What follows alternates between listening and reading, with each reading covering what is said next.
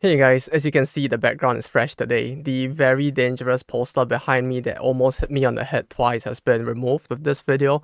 What I'm thinking of doing is to talk about some of the events and pop-up stores that typically are a little harder for me to want to make a full video on.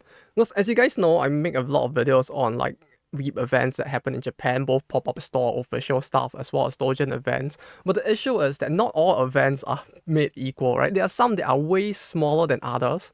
And the same can be said for pop-up stores as well, where while there is stuff to look at, it's typically just a single thing in isolation, and as a result, the video would probably last like 2 or 3 minutes and just end there, which I don't know if that's gonna be very entertaining, both in terms of watching it as well as in terms of what I can do in editing the video. I can't do silly stuff like "Wait" in a very short video, since me doing any small thing would basically take up a significant percentage of the video, and I don't really want to do that. So with this video, I'm planning to use it for two things: to both talk about small new events, as well as to do a recap on events that I've talked about in the past that I've made full videos on. So yeah, while this video may be a little too late considering the fact that we're already in December, with this video I'm going to be recapping on some of the other stuff I went to in autumn, as well as maybe give you guys a little bit of a teaser as to some of the stuff that I'm going to like right now at the time of me recording this video that will probably still be ongoing through the rest of December as well. So yeah, first off, let's talk about an event that's relatively new and that I only found out about recently, which is Seifuku communication. For those of you who can Nihongo just a little bit, you might realize that the word at the front means uniform. And yeah, this is a very niche event with a very small scale, and that's because this event is largely focused on people's love for just uniforms in general. So all content produced for it is largely centered around uniforms and people wearing uniforms, which if it sounds like it's gonna end up being some weird lolicon shit, it's really not. Like the majority, I would say maybe like 60 to maybe even 70% of the attendees there were females. And the thing is that a large part of what it was focused on was not just school uniforms, but uniforms in general, which for those of you who have been to Japan, you might realize that the train conductors have a very unique uniform as well. Same for the police officers, and there are many other forms of uniforms, and this is an event where people basically come together to celebrate their love, or maybe too much love, of certain forms of uniforms. And as you can see from the video, the event hall itself, it uses the same place where the Blue Archive event Sanctum Archive initially used, which was relatively close to central Tokyo instead. And with this location, instead of using the full 2 floors that the Blue Archive event used, they only really used the second floor for the circles themselves, and the third floor was mostly used as a small exhibition area as well as a resting area in general. So when it comes to the number of circles in attendance, I think it was actually around 30 or less. A relatively small event, but then again with a very specific scope on something that is only partially anime related, I suppose this is to be expected. But yeah, as you can imagine, with an event whose main theme is as vague as just uniforms in general, you do see quite a lot of variety in the type of circles as well. Like I saw this one which shows anime girls wearing their uniforms, and it gives you a even more detailed look at the different unique features of each uniform, with everything from the school's logo emblazoned. Embezzled? No, that's the bad thing. Emblazoned. Why is English so hard? The patch that you put on the uniform and what the different designs are like. Stuff like that, where you really have people who are just very into uniforms in general and are basically studying all the differences in these many uniforms, most of which actually at this point have gone defunct, it seems like. So in a way, this is their, for some of the circles at least, own unique way to try and preserve all of this information about the variety that Japanese school uniforms used to have in the past. And you go from stuff that is more on that end of people who are just really into uniforms in general to people who are just there releasing like anime stuff like Girls and Panzers thin books, which are mostly just characters in uniform. Like there isn't exactly anything lewd going on in all of this.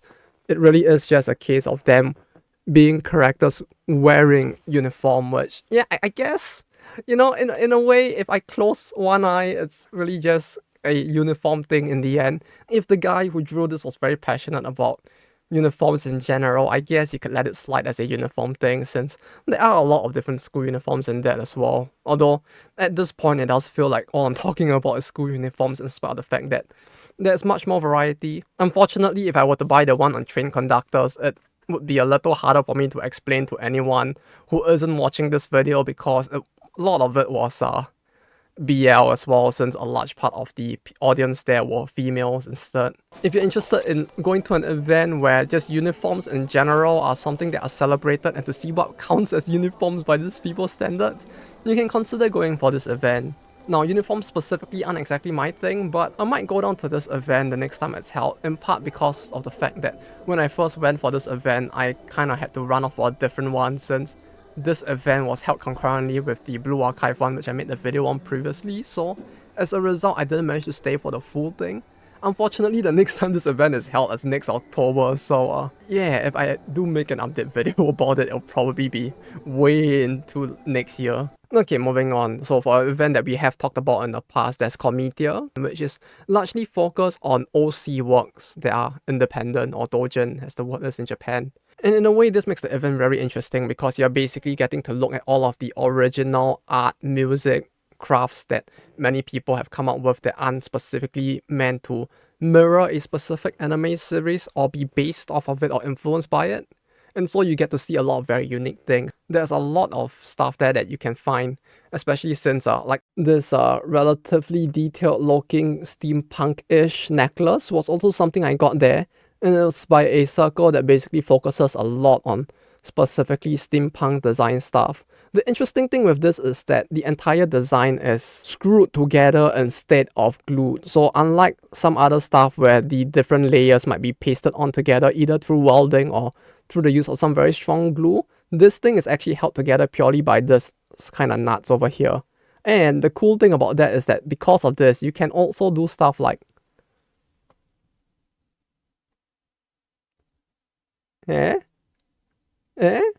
helps with the ADHD if you think about it. There's a lot of stuff that you can find. I did mention some of these circles I'm following in the original video I made about the event, but if you want a few more examples, I did find this book which is probably gonna help me become a little bit less of an uncultured swine. It is a doujin which is largely focused on teaching people about all the different types of sakes there are and how to appreciate sake. It's kind of interesting since a large part of it is done through like the standard anime 4-koma style as well. And I did find this set of doujins written by Otsuka Shiro, one of the assistants of the mangaka of history's greatest disciple Kenichi, I think that's the English name hopefully, where he basically talks about his own experience within the industry and gives advice on how you can try to boost your creativity as well as look at things from a more objective perspective as well. Personally, I bought it in part out of curiosity as to what he has to say about ways to boost your own creativity, since I figured that maybe I could find something that might even help with the recording and editing of these videos, you know, instead of me just doing a spherized effect every time I feel like I don't know what to do next. But yeah, since the time I made the video on the event has been held another 2 times, and both times have been relatively different as well. The first time I went after I'm making that video, they actually had an entire empty space in the middle of the event where they essentially lined up all of the different doujins that people had created. Kind of like the way they did the listening area during M3. With this area, you can kind of take your time since it is just you and, well, the people around you are just probably going to just ignore you for the most part. So you can observe things in a way that for people who might be a little more worried about interacting with these circles themselves, it might be a good way to learn more about what is there without having to feel that pressure. But yeah, I find this system to be quite interesting and quite a good way to allow people to explore things at their own pace better. Like after M3, I think I'm completely sold on this style of doing things as well, so it was refreshing to see. Although by the next time this event was held, this entire thing was gone. Though, while it was gone in the next time after, the event took place in the 4 west halls of Big Sight instead of just 3 of the east halls, meaning that the event was overall bigger, meaning there were way much more circles than before, and there were also more manga publications there looking for new recruits for the companies. So in a way, it's a very interesting way for indie doujin creators to go big as well. It was pretty cool seeing the scale of the event get this much bigger this time around. I don't know if it's gonna be like this all this time going forward, but I'll let you know if I ever do another report on the event in the future. Right, so we're moving away from Doujin events now, but speaking of a Doujin series that made it relatively big, I did go down to the Onimai Cafe, which was held in Shinjuku around September, if I'm not mistaken. I think it started on the 9th of September and went on until the end of the month. For those of you who do not know what Onimai is, it's a Doujin series that basically appeals to one of the bigger kings that many people out there have. A king so big, in fact, that it even has its own song. And that basically is the king of people, basically mostly guys who want to be turned into a little girl, be it against their will or otherwise. I mean, if they actually kind of like it being done against their will, I guess it isn't really against their will at that point, is it? But either way, but yeah, whatever your opinions on the series itself is, to me it's just really great to see another Doujin series make it big. You know, kind of like stuff like Getsuyobi no Tawawa or even like Prisma Elia, which initially was a Doujin thing as well. The idea of seeing independent creators manage to make it big with their original content is just something that just feels very cool to see. Well, the cafe itself was actually not so much a collab cafe, but a bar instead. The location, which was New Type Shinjuku, was basically a Weeb bar, if you can believe that such a thing exists, which plays host to many collabs with both games and anime series. And with the Onimai one, they really weren't serving any alcoholic drinks on the collab menu at least. You could still go get a Campari or something if you really wanted that, but when it came to the collab one, they basically had drinks as well as foods themed after the series. Each character, if I'm not mistaken, had their own unique drink, and the foods were basically stuff like Kaidi's fried rice made using leftovers in the fridge, which in this case it wasn't, thankfully. And they did have the very dessert in the series being served there as well.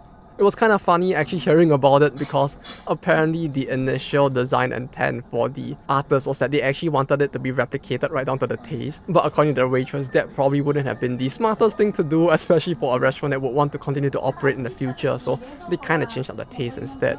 That said, the whole thing was really very heavy, I have to say. I got it after getting the fried rice, and before you go like, but it's just ice cream. It's not gonna fill your tummy that much. No. You see, the thing with that dessert is that wasn't like a giant like ice cream thing or something. No, the whole thing was made of yam. And even the waitress was initially telling me like, hey, mate, look, we get that you want to try the thing, but you might want to reconsider. It's meant for 2 people, apparently.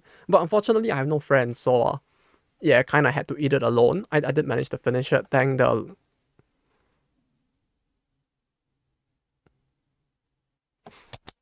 I don't think I felt that bloated in a long time. To be honest, I felt like if the train on the way back had shaked a little bit more than it did, I may have just thrown up on the train at that point. So yeah, not the smartest decision I had made. They also did give some cute and funny collectible cards as well, but unfortunately I didn't manage to go there enough times to collect all of the cards since it's randomized, and the location actually required reservation beforehand. So for those of you who ever see a collab there happening and you're interested in going, that might be something you might want to take note of just in case. And lastly, I did go to a pop-up store for the Magical Girl Lyrical Nanoha series as well. This is a series that's really old at this point. I think the first episode first aired in 2004 and I was still a kid at that time. Really spoke to me as a very young kid with no friends, since the unbridled positivity that the main character had was something that young me really looked up to, and that drove the younger me to make a lot of the decisions in the way that he did back then as well. If not for that series, I very well may not be here, you know, in front of you guys making this video either, to be honest. So it's very cheesy and all that. Look, the series itself was very cheesy as well, so me being a small impressionable kid back then, the cheesiness was something that was still quite new to me, and so it spoke to me maybe a little more than it probably should have. But yeah, as a result, this is a series that I still follow to this day to some extent, and this series is one that has had a pop-up store almost every single year in the past 6-7 years. There very well might have been more even before that, but at the very least, that's all I can remember at this point. The big difference was that this year they actually took up a much bigger location inside Shinjuku Annex, the place I mentioned in the previous video as well, where there are a lot of anime collabs going on. If you're interested in like looking for more Weeb stuff while you're in Japan, I do recommend giving that building a look out, because there might be a collab out of the like typical 3 to 5 collabs going on there that may speak out to you. And if not, the Surugaya there has a lot of very interesting second-hand stuff, since most Weebs don't go there, so you might be able to find something interesting there as well. That said, compared to most pop-up stores, this one was quite surprising to me because of the scale at which it was being done. For all the pop-up stores I've been to within Shinjuku Annex as well, this one was just a little more extravagant, with an entire like video performance thing that goes on that you can watch through before entering the store, and the store itself was pretty fancy looking, at least in the initial parts. The rest of it just turns into a very normal store like every other collab at some point, but they did try to keep up the fancy appearance in theme with what the theme of the store for this year was meant to be. Initially getting into the store itself was also really difficult, because they said that you had to come on 11 AM of the day itself to basically book the ticket for a later period, or you just can't enter at all. This essentially means that unless you're gonna be one of those weirdo adults who's gonna like skip work in the middle of the day to come down to book a ticket, or unless you're gonna take an entire day off work for a 1 hour, 2 hour pop-up store experience, you aren't really gonna be able to enter it. That's it, I did manage to go during one of the public holidays instead, thankfully. Turns out that in spite of the fact that they said that it was booked out on every single slot when they showed me the thing, it wasn't actually so much the case. It was more like they were essentially closing off entry into both segments as the timing passed, so when it showed like everything was booked out, it wasn't so much that the event itself was that busy, it was just more that they were just crossing it out as time went by. But yeah, overall the experience was pretty fine, I guess. Like, if you're a fan of the series, it'll be quite likely quite interesting. When you go into the store itself, you basically get greeted first by a fully signed set of the acrylic figures of all of the characters, which was pretty cool.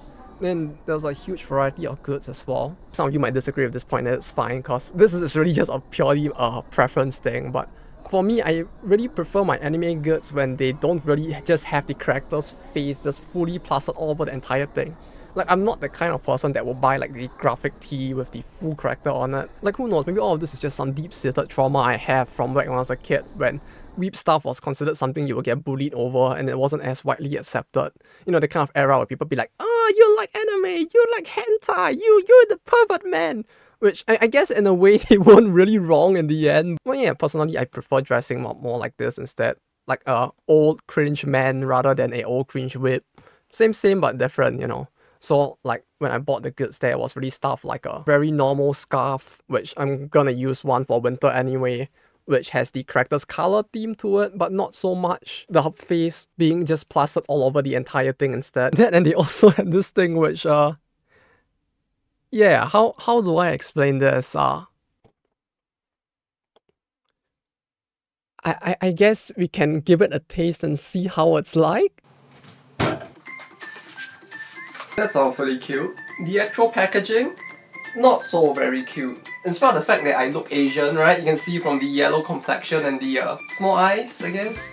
I don't actually own a rice cooker, which means that we ain't gonna be able to eat curry rice. Thankfully for that, I have some leftover Korean noodles. I'm sure that's gonna go well with like Japanese curry. We don't really have meat either, cause I just used up all of the meat and I don't really have any left in the fridge. I actually need to go out shopping to get more for cooking later on. But you know what I do have in the fridge though? Kaya from Singapore. And I was thinking, you know, when you cook noodles, you typically boil it in water and it absorbs the taste of whatever water you pour in there, right? Cause like the water is absorbed into the noodle and that's what makes it soft and like squishy. I don't know what this hand sign is meant to be, but so I figured like, you know, why not? We just give it an additional taste before it even finishes cooking, right?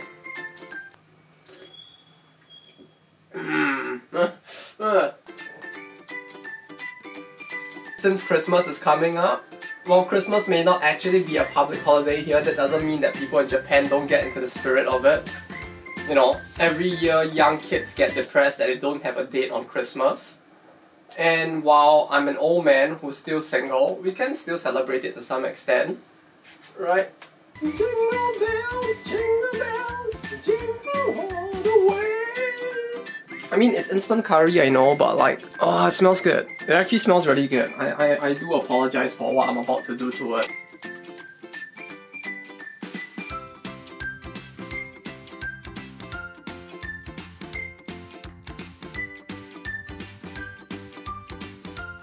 I mean, it's not gonna look very different in terms of the coloration from what the camera picks up, but ugh, the smell. Ah, fuck. Okay, yeah. This has slowly stopped. This has slowly become less and less funny.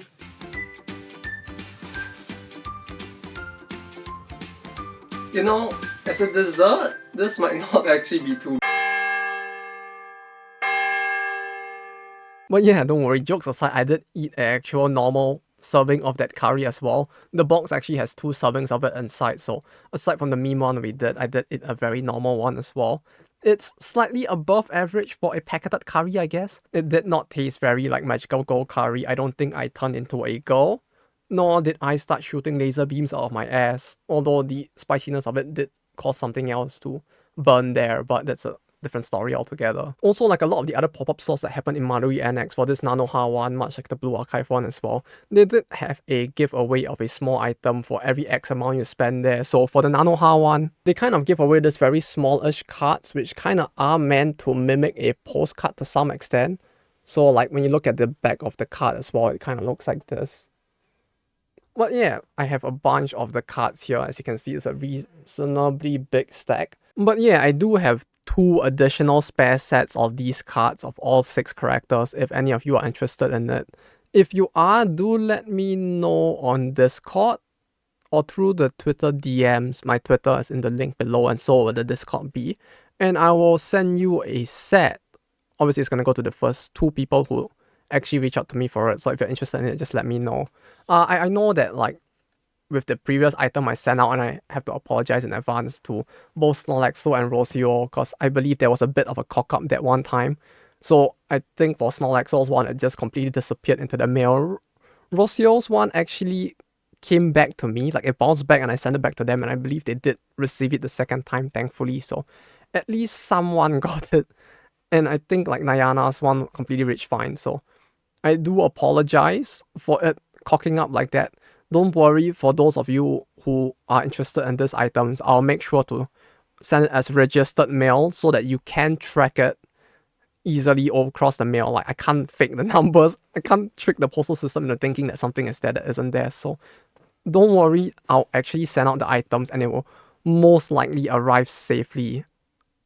That still depends on the postal service, but I did also go to the Needy Girl Overdose Cafe. That is still running now, so I'll probably go a few more times, try to collect more goods as well as take more pictures and videos before making a full video on that. But you can see some of the clips from the place here for now. And I'm planning to go down for the Blue Archive karaoke collab a few times, mostly to the normal other outlets as well.